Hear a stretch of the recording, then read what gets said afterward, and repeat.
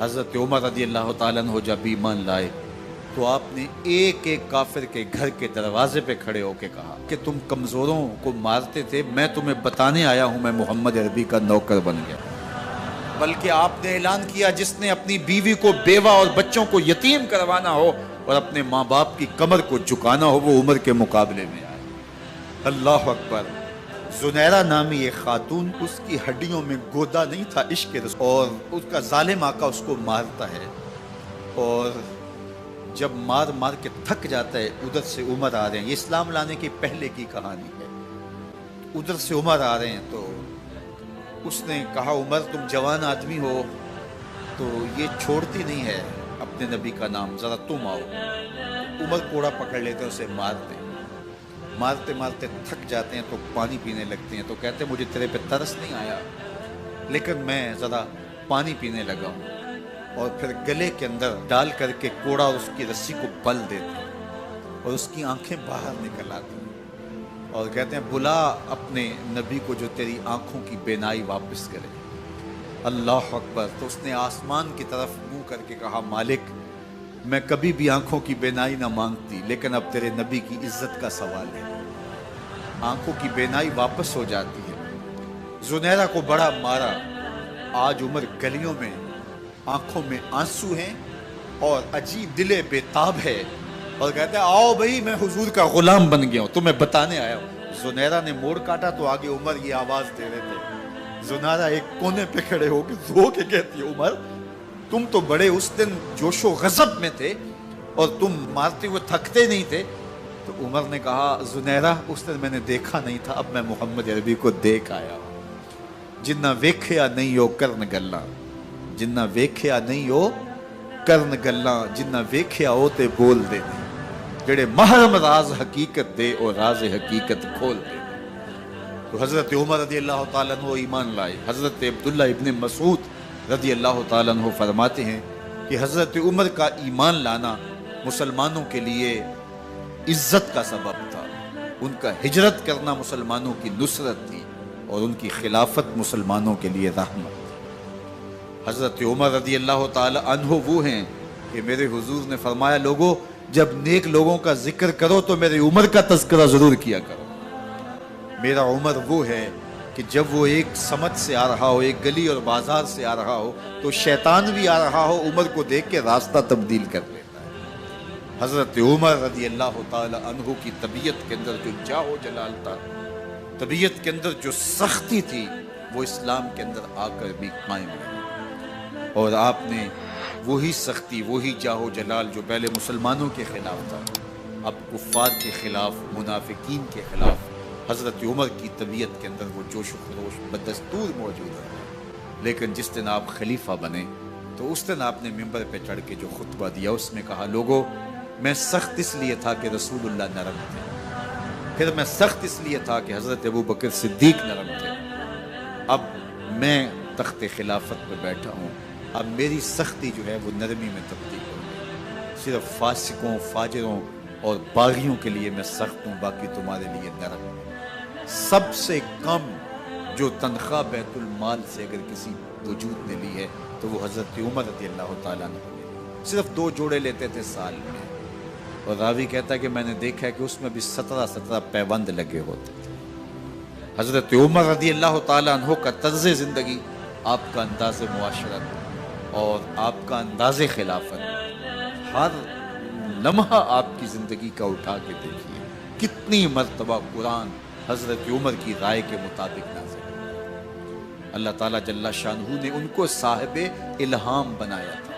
ہر امت میں کوئی صاحب الہام ہوتا ہے، حضور کی امت کا صاحب الہام حضرت عمر رضی اللہ تعالیٰ، اور آقا کریم نے انہیں اپنا وزیر قرار دیا۔ فرمایا میرے 2 وزیر آسمانوں میں ہیں، 2 وزیر زمینوں میں ہیں، آسمانوں کے وزیر جبرائیل اور میکائیل ہیں اور زمین کے وزیر ابو بکر اور عمر رضی اللہ تعالی عنہما۔ ایک دن حضرت عمر بیٹھ کے رو رہے تھے تو کسی نے کہا حضرت رو کیوں رہے ہیں؟ فرمایا کہ میں اس لیے رو رہا ہوں کہ فلاں پل سے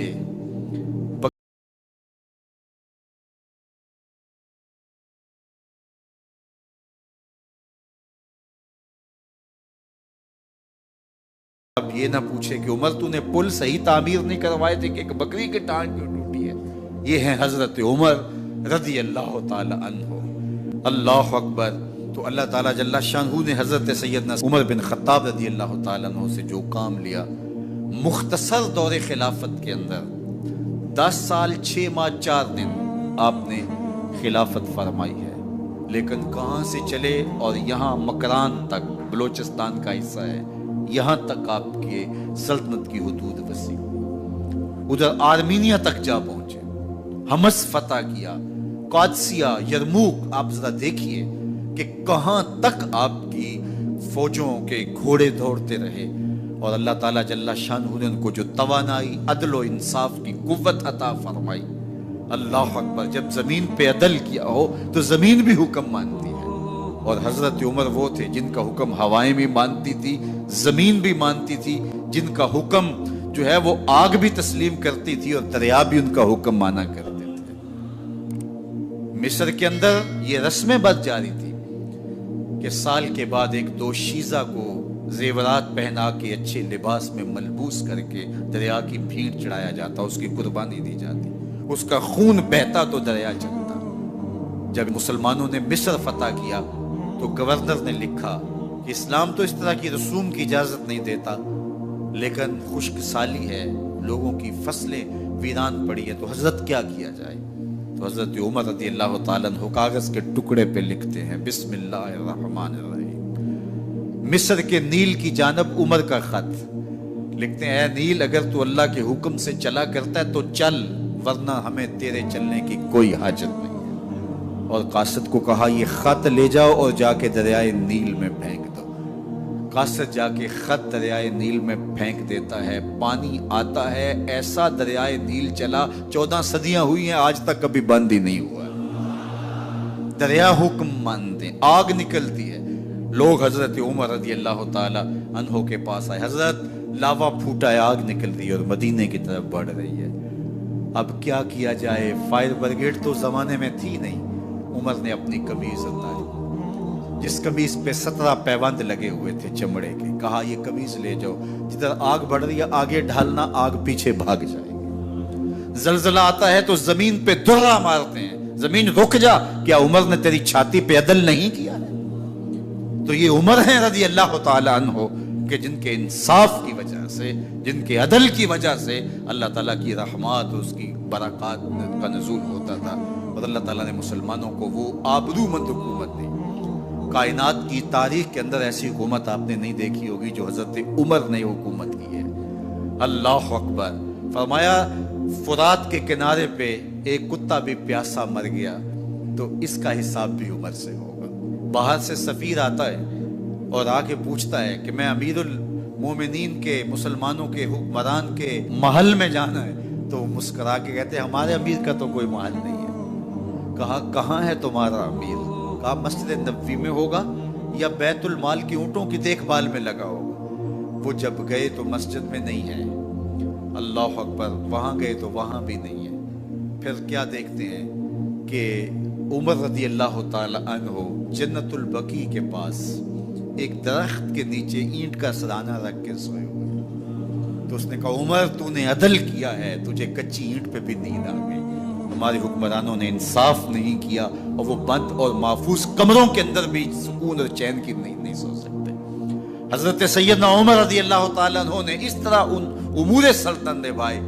آپ دن کو لوگوں کی دیکھ بھالی کرتے، لوگوں کی ضروریات سنتے سمجھتے، اور جب رات پڑتی لوگ سو جاتے عمر مدینے کی گلیوں میں پہرا دیتے. کائنات نے کوئی ایسا بھی حکمران دیکھا ہوگا؟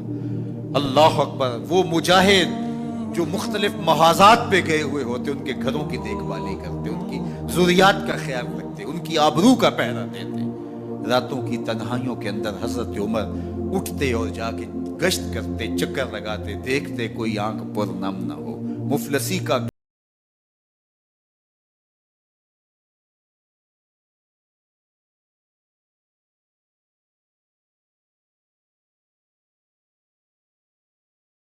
میں اسلامی حدود 23 لاکھ مربع میل تک پھیل گئی ہیں. ماوراء نہر کا علاقہ بھی فتح ہو گیا، ادھر آرمینیا تک پہنچے. یہ تھوڑے سے عرصے کے اندر عظیمتوں کی کیسی داستان رقم کی. اقبال تڑپ کے کہتا ہے دی ازانے کبھی یورپ کے کلیساؤں میں، کبھی افریقہ کے تپتے ہوئے صحراؤں میں، دشت و دشت دریا بھی نہ چھوڑے ہم نے، بحر ظلمات میں دوڑا دیے گھوڑے ہم نے.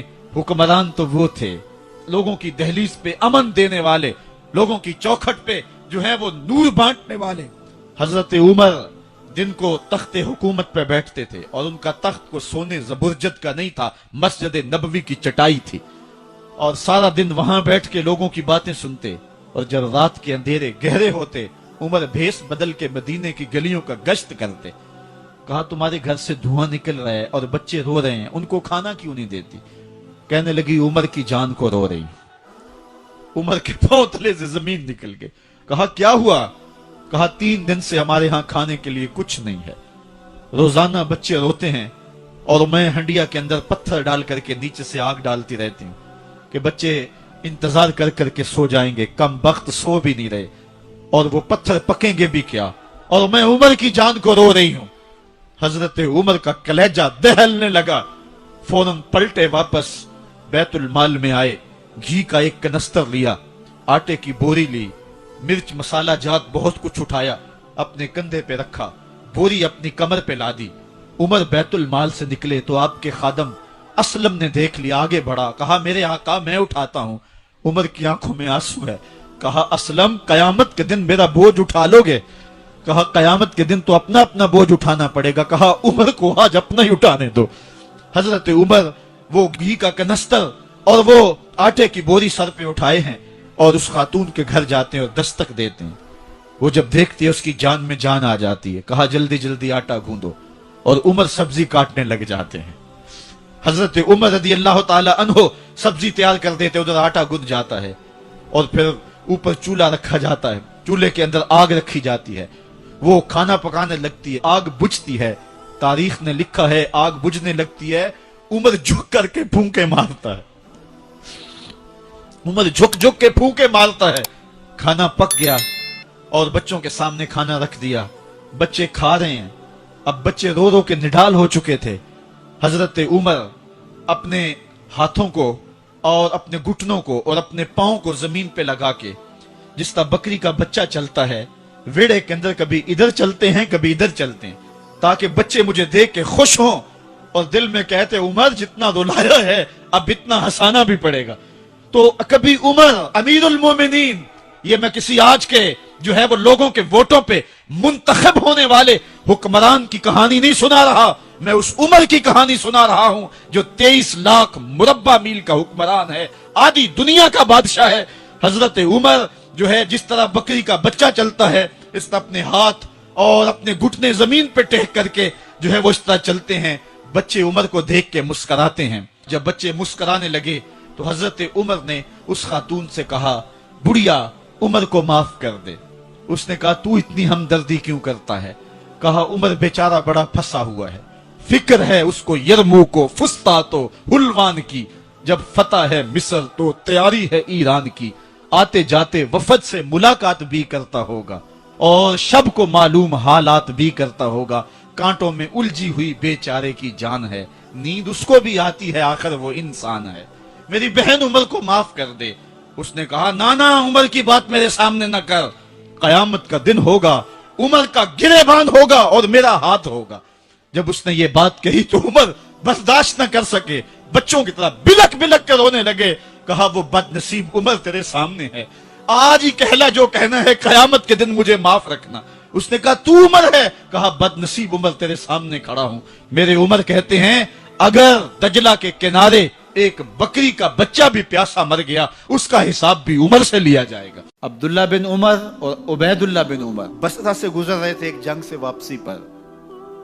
تو حاکم بصرہ نے آپ کو کچھ پیسے دیے کہ یہ مال غنیمت میں جا کے جمع، اور پھر خود ہی مشورہ دیا کہ عراق کے اندر فلاں فلاں چیز بہت سستی مل جاتی ہے اور حجاز میں ان چیزوں کی قیمت زیادہ ہے، تو اگر آپ ایسا کر لیں کہ یہ ان پیسوں سے خرید لیں اور جا کے مدینہ المنورہ میں فروخت کر دیں، تو جو زائد پیسے آپ کمائیں گے وہ آپ کے ہوئے، اور یہی اشرفیاں جو میں نے دی ہیں آپ کو، اتنی اشرفیاں بیت المال میں جمع کروا دینا. تم نے محنت کی ہوگی، تجارت کی ہوگی تو جتنے بچیں گے وہ آپ کے ہوں گے. تو انہوں نے کہا بہت اچھا. وہاں سے مال خرید لیا, مدینہ المنورہ میں آ کے بیچ دیا. جتنی اشرفیاں انہوں نے وہاں سے دی تھی بیت المال کے لیے, اتنی بیت المال میں جمع کروا دی. حضرت عمر رضی اللہ تعالیٰ عنہ کو پتہ چلا, بیٹوں کو بلایا, کہا کہ سنا ہے تم نے کوئی کمائی کی ہے؟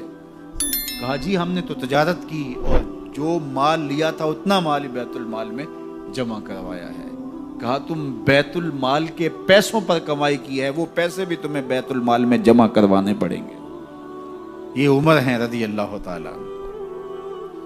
رومی شہنشاہ کی بیوی سلام بھیجتی ہے حضرت عمر رضی اللہ تعالیٰ عنہ کی اہلیہ کو, تو وہ 1 دینار ادھار لے کر کے اس کا عطر خریدتی ہیں اور شیشیوں میں ڈال کر کے ان کو بھیجتی ہیں کہ چلو ایک رواداری کا اچھا ثبوت فراہم کیا جائے. تو وہ واپسی پر انہی شیشیوں کے اندر قیمتی موتی بھر کے بیچتی ہیں, جواہرات بھر کے بیچتی ہیں. حضرت عمر رضی اللہ تعالیٰ عنہ فرماتے ہیں لاؤ یہ سارے جواہرات, سب کو فروخت کرتے ہیں, 1 دینار اس کو دیتے ہیں, باقی بیت المال میں جمع کر دیتے ہیں. تو جب اپنی زندگی اتنی محتاط ہوگی, اتنی خوبصورت ہوگی, تو پھر کس طرح کوئی گورنر زیادتی کر سکتا ہے؟ تو حضرت سیدنا عمر رضی اللہ تعالیٰ عنہ نے اپنا طرز زندگی اور انداز معاشرت اتنا سادہ اور اتنا خوبصورت رکھا کہ اس کے مطابق تمام گورنروں کو ڈھالنے کی تلقین کی. آپ جب بھی کسی شخص کو بطور گورنر اس کا تعین کرتے تو اس کو یہ نصیحتیں کرتے, ایک ترکی گھوڑے پہ سوار نہیں ہوں گے, باریک کپڑا نہیں پہنیں گے, اور انچھنے آٹے کی روٹی کھائیں گے, مکان کا دروازہ نہیں لگائیں گے, کوئی حاجب نہیں رکھیں گے, چوکیدار نہیں رکھیں گے, بواب نہیں رکھیں گے, جو تمہارے تک پہنچنا چاہے ڈائریکٹ پہنچ جائے. اللہ اکبر. اور پھر جب کسی کو متعین کیا جاتا اس کی جائیدادیں لکھ لی جاتی کہ اس کے پاس کتنی جائیداد ہے, وہ حساب اپنے پاس رکھتے, اور جب وہ معزول ہوتا یا اس کا وقت ختم ہوتا تو آپ دیکھتے کہ اب اس کے پاس جائیداد کتنی ہے. اگر وہ جو پہلے آپ نے اپنے پاس ریکارڈ رکھا ہوتا اس سے جائیداد اس کی زیادہ ہوتی تو حضرت عمر بقیہ جائیداد بیت المال میں جمع کرتے. اللہ اکبر. اور یہ کیسے تھا؟ گورنر بول نہیں سکتا تھا, اس لیے کہ حضرت عمر کی اپنی بود و باش بھی اسی طرح کی تھی, اپنا طرز زندگی بھی اسی طرح کا تھا. مال غنیمت میں بہت ساری چادریں آتی ہیں جو سب کو تقسیم کر دی جاتی ہیں. خطبہ جمعہ دینے کے لیے آئے تو ایک شخص کھڑا ہو گیا, عمر خطبہ بعد میں سنیں گے, پہلے یہ بتائیں کہ یہ جو تم نے قمیض پہنی ہے یہ کہاں سے آئی؟ مال غنیمت کے اندر جو چادریں آئی ہیں سب کے حصے میں 1 چادر آئی. آپ دراز قد ہیں, 1 چادر سے قمیض نہیں سل سکتی, تو آپ کی قمیض کہاں سے آئی؟ پہلے اس سوال کا جواب دے دیجئے, پھر خطبہ سنیں گے. اللہ اکبر. آپ کے بیٹے کھڑے ہوتے ہیں, کہا 1 چادر سے میرے باپ کی قمیض نہیں بنتی تھی, میں نے اپنے حصے کی چادر بھی اپنے باپ کو پیش کی ہے. اس نے کہا اب سناؤ, اور ہم سنتے ہیں. یہ ہے حضرت عمر رضی اللہ تعالیٰ عنہ کی اپنی ذاتی زندگی. ایاز بن غنم کے بارے میں یہ پتہ چلتا ہے کہ وہ موٹے کپڑے نہیں باریک کپڑے پہنتا ہے. اس نے گھر کے دروازے پر بواب بھی رکھا ہوا ہے, چوکیدار بھی رکھا ہوا ہے. تو حضرت عمر رضی اللہ تعالیٰ عنہ محمد بن مسلمہ کو بھیجتے ہیں. محمد بن مسلمہ جاتے ہیں اور جا کے تحقیق کرتے ہیں تو ایسا ہی پاتے ہیں, تو ان کو وہیں گرفتار کر کے لے آتے ہیں اور حضرت عمر کے دربار میں پیش کیا جاتا ہے. چھڑی اس کے ہاتھ میں دے کر فرماتے ہیں جاؤ تم بکریاں چرایا کرو, تم گورنری کے لائق نہیں ہو. ایک گورنر کو بکریاں چرانے پہ لگا دیتے ہیں اس لیے کہ تم نے ان اصولوں سے, ان ضابطوں سے انحراف کیا ہے جو ایک سلطنت کے ذمہ دار کے لیے لازم اور ضروری ہیں.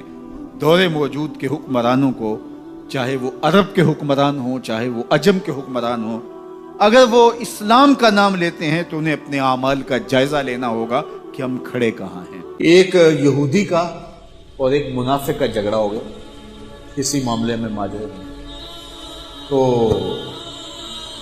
وہ حضور کے پاس مقدمہ لے کے آئے حضور علیہ السلام نے سنا وہ یہودی حق پہ تھا، رسول کریم نے اس کے حق میں فیصلہ کیا، تو سچا ہے تیرے حق میں فیصلہ ہے۔ اب وہ جو نام نہاد کلمہ گو تھا اس کو اچھا نہ لگا۔